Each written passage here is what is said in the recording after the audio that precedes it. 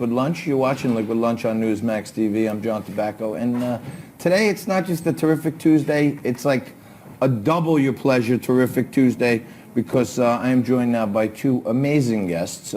One has joined me many times before. Erin Elmore rejoins me today as my guest co-host for the full 2 hours. She's an attorney, world-renowned television analyst, and Dr. Luiza Petre joins me. She's been on the show many times also, and she's a board-certified cardiologist. Thank you, ladies, both. Thank you. So, Dr. Luiza, I have concocted my own remedy. I'm not putting a lot of weight into this whole corona thing. What I'm doing is this, and I have other doctors that have said this is good.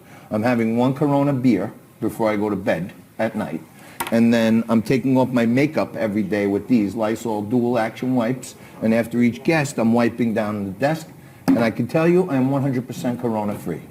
Other than the Corona beer. That's lovely. Actually, it's a liquid lunch, and we're talking about a very fluid situation right here. Yes, we're that's seeing right. Coronavirus numbers basically changing like we're at a gas station, right? Yeah, so Doc, talk to us about, there's such a small percentage of deaths as compared to cases reported, 87,000 cases reported, 3,000 people, it's like 3%.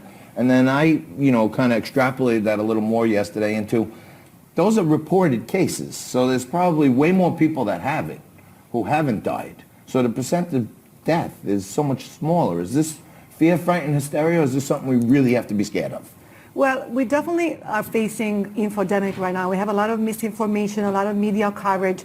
But if we follow the SDC recommendations and what we are seeing, yes, the death rate is reported at 2% at this time. And you're right, because we are really counting only the tip of the iceberg. There are many more cases that are not reported.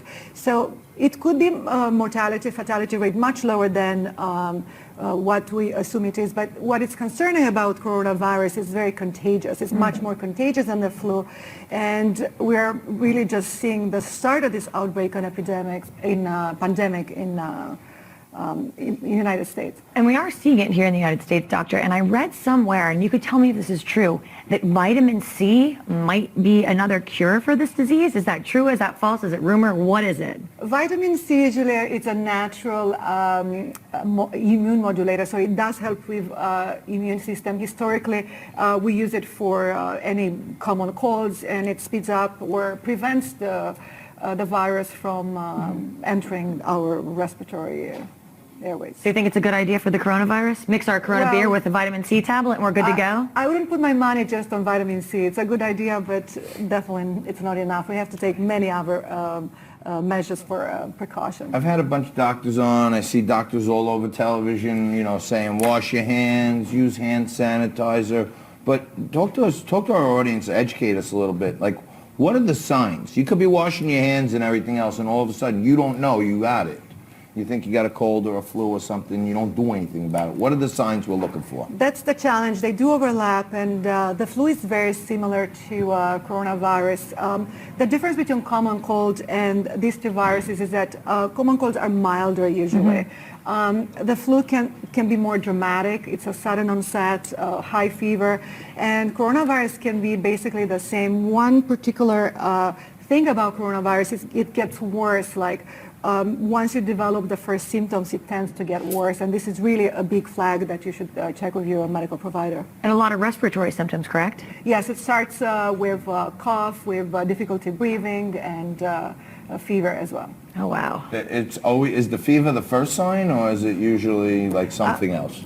Fever could be the earliest sign, but everybody's different how they respond symptom-wise. So I know you're also, aside from being a board-certified cardiologist, you've given me some tips in the past on losing a little weight. As you can see, I have not adopted any of those. You look very svelte. Oh, please. Well, thank you, Erin. But I know Erin wanted to ask you about your expertise in that area. So you see, for example, Sports Illustrated Swimsuit Edition is embracing, sort of that every body type, and anyone is beautiful and everyone is beautiful, which I think is great.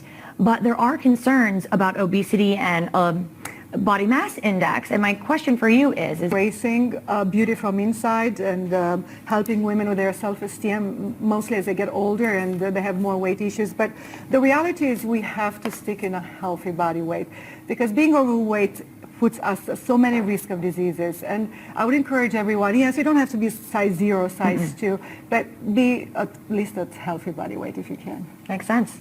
All right. Well, they have a way better shot than me at having a healthy body weight, but I'm trying, Doc. I can tell you, I'm trying. I'm trying to hold it together. I just got this morning 2 pair of Spanx instead of 1. You know what I'm saying? 2 To pair of keep it all stuffed in there. But Dr. Petre, you always give it to us so eloquently. Thank you very much for joining us Thank as you for usual. having me. Thank And, you're a great guest. Erin and I are going to join you back in just a couple minutes.